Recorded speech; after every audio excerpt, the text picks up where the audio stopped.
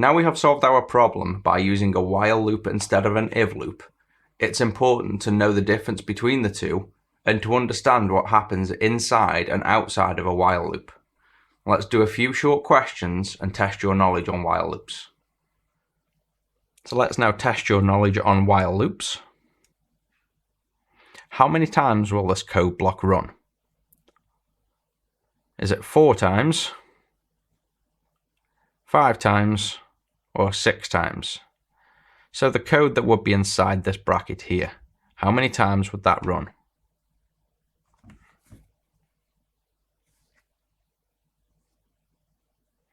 And the answer is 5 times. Let's go through what would happen in code. We first declare a variable set to 5. Then inside of a while loop, we do I minus minus is greater than 0.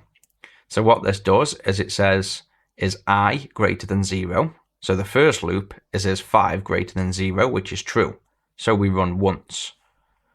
Then after that check and before the code block is run, the I minus minus part runs, so that inside the code block the I value is now 4, and the loop has run once. That starts again, this time with a value of 4. 4 is greater than 0, it runs again. So it runs for 5, 4, 3, 2, and 1.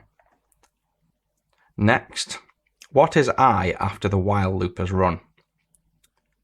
So this is what I would equal once the while loop is finished and the next line of code is run.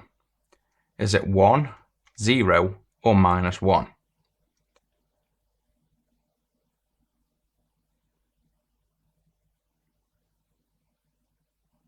And the answer is minus 1. The last time the while loop would run successfully, so evaluate I minus minus is greater than 0, is when I is 1. However, a while loop runs until the expression is false. So the code block would not run on the next iteration, but another iteration would run. When I is 1, I minus minus is greater than 0 would be true. So I minus minus would run and reduce I to 0.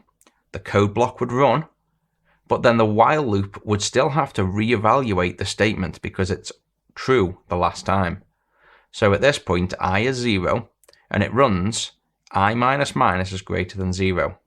0 is not greater than 0, so the while loop is false, but don't forget the I minus minus will still run. So now I becomes minus 1.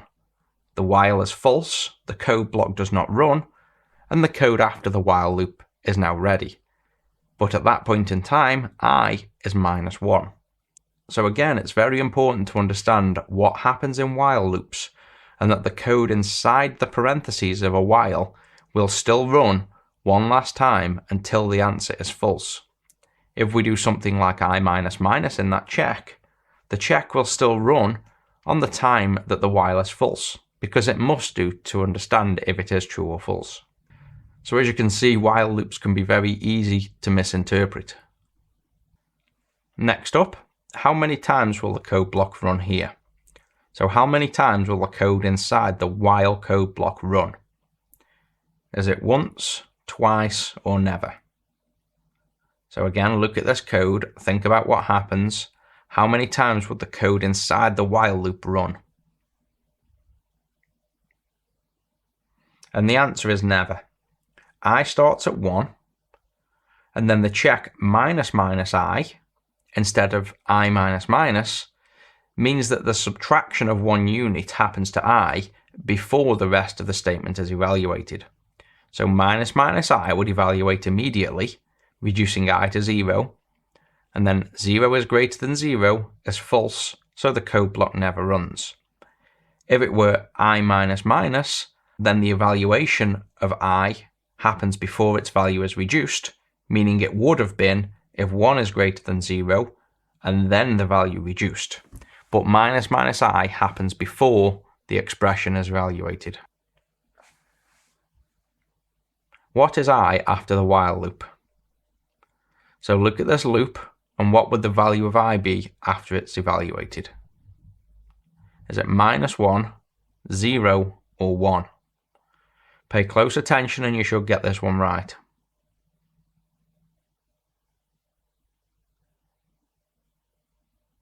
and the value is 0.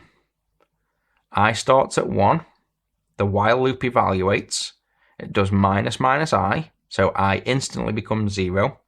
Then it checks if 0 is greater than 0, which is false, so the loop doesn't happen again. Therefore, the code after the while loop will now run. At that point, I is 0.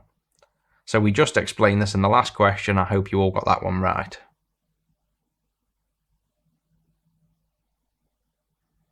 What is the value of I inside the first loop? So this is the first time the while loop evaluates to true. What would the value be of I inside that loop?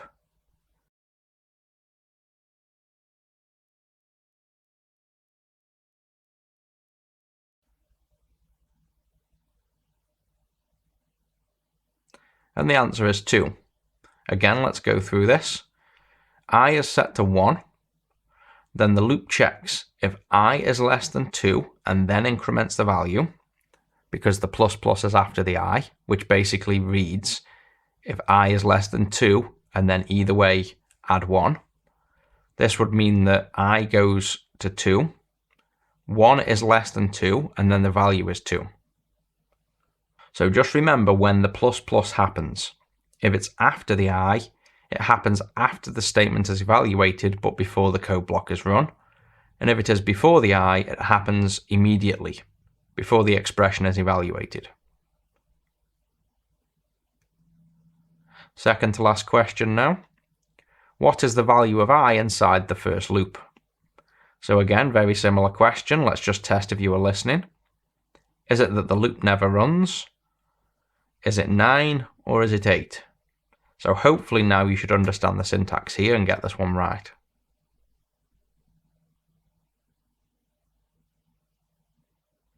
And the answer is that the loop never runs. Let's go through it again. I is 9 to begin with. We have then while minus minus I is greater than or equals to 9. Because it's minus minus I, we instantly reduce I to 8 before we do the evaluation. So now the check becomes while 8 is greater than or equal to 9, which is false straight away. So the loop never runs. Even if it was simply greater than 9, it would not run because then it would have to be 10 as a minimum value as opposed to 9 as a minimum value. The minimum I would have to be here to run even once would be 10. That is because I gets knocked down by 1 immediately before any evaluation happens. So if I started at 10, we would reduce it to 9 immediately, and 9 is equal to 9, so then greater than or equals to 9 would run the once. Last question now. Let's see if any of you know this or perhaps have studied and figured this out. Is this valid code? So if you put this statement in your code right now on a single line, would this compile?